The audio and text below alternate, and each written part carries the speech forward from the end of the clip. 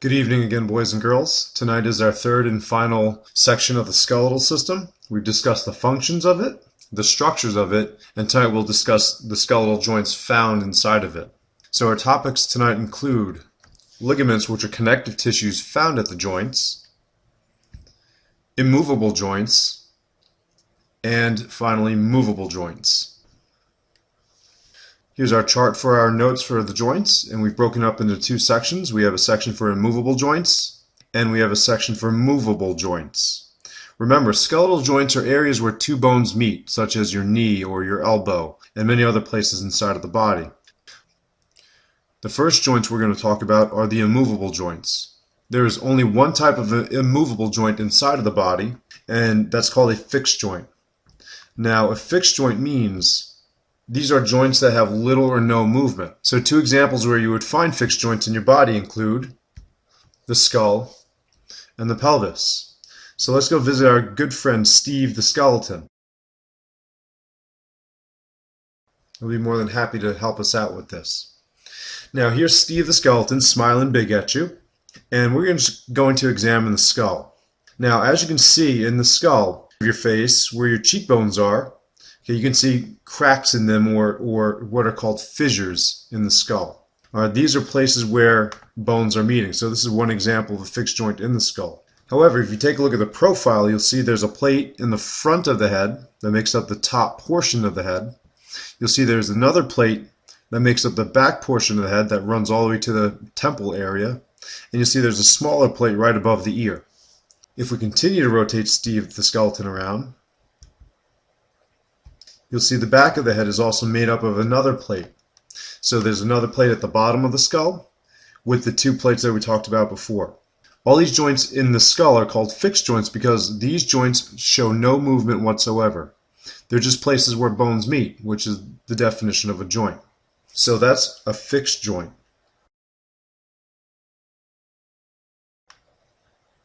Now that's it for our immovable joints. There's only one type that there is. So we're going to move on to the movable joints. Now movable joints are joints that allow movement throughout the body. So these joints allow us to carry out all different types of motions that we need throughout our everyday lives. So for the first joint we're going to talk about, it's called a pivot joint. Okay, a pivot joint is one bone that rotates in a ring of another bone that doesn't move. You can find pivot joints in a couple of places. You can find them in your neck, which allows your skull to pivot left to right, and also in your forearm. So let's take a look at a pivot joint in your forearm. So here we have the forearm of the body. Now your forearm is composed of two bones, the ulna bone, and you have the radius bone. Now the radius bone is what allows your forearm to twist. So if you were to do a thumbs up, and then rotate your arm to make a thumbs down, it's the radius bone that'll spin inside this little ring over here that connects to the humerus. So that's an example of a pivot joint. You get that spinning motion in the bone. The next type of joint we're going to discuss is called a ball and socket joint. A ball and socket joint is where a bone has a rounded end that fits into a cup-like cavity. So the rounded end would be the ball, and then the cup-like cavity would be the socket. And there are two places where we have ball and socket joints. We have ball and socket joints in our shoulders and in our hips. So if we go visit Steve again, and we scroll up to his shoulder, we take a look and see here's the humerus bone, which is the top part of our arm, and the rounded end of the humerus bone connects into our shoulder blade, which is called the scapula. And if you take a closer look, you'll notice that there's a cup-like indentation in the scapula, and that's where your rounded end of the humerus fits into. Now this joint allows us a wide range of motion. It's a lot like the joysticks on video game controllers. You can move your arms left and right, up and down, and all around. Now this joint allows us a wide range of motion, which allows us to do a bunch of different things, such as throw a softball, or maybe reach into the freezer to grab that gallon of ice cream that you've been wanting all day long. So this is your ball and socket joint. Now the third type of movable joint we have is called a hinge joint. And the hinge joint is a joint that has a back and forth like motion, which is similar to how a door moves. Doors are attached to things called hinges, which allows the doors to open and to close. So this type of joint will allow body parts to extend and bend. And there's a few places where you'll find a hinge joint. You can find them in your elbows, you can find them in your knees, you can also find them in your fingers, and you can find them in your jaw.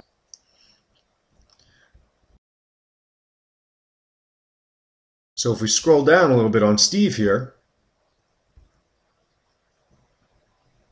now if you take a look at the ulna bone here, you'll notice that the ulna bone has a groove at the top of it which allows the bottom of the humerus to sit into it. If you ever take a look at a door hinge, that's how the hinges are built. So this allows the arm to move up and down.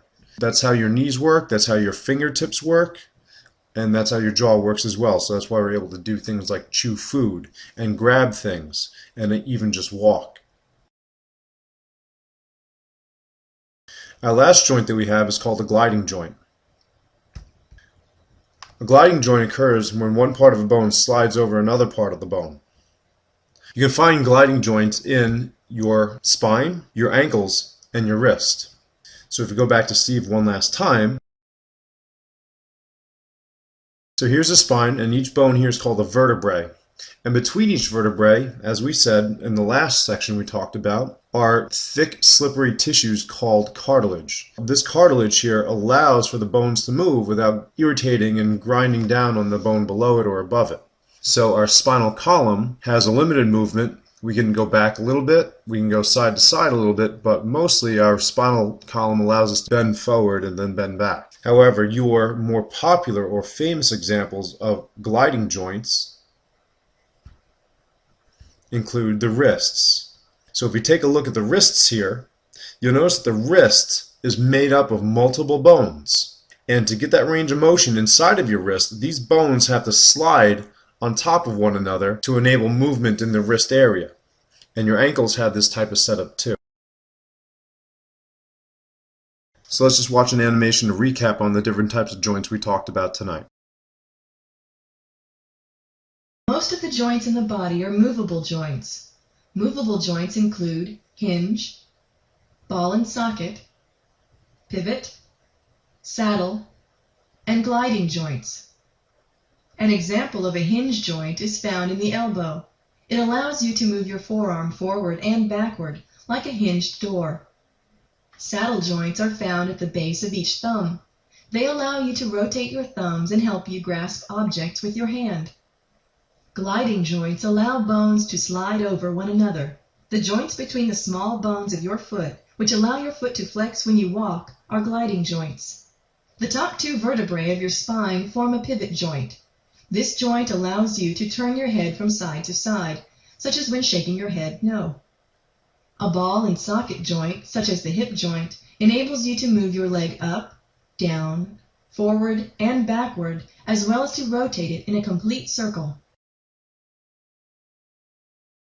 Now the last topic we're going to talk about tonight is going to be about the materials that keep our bones together.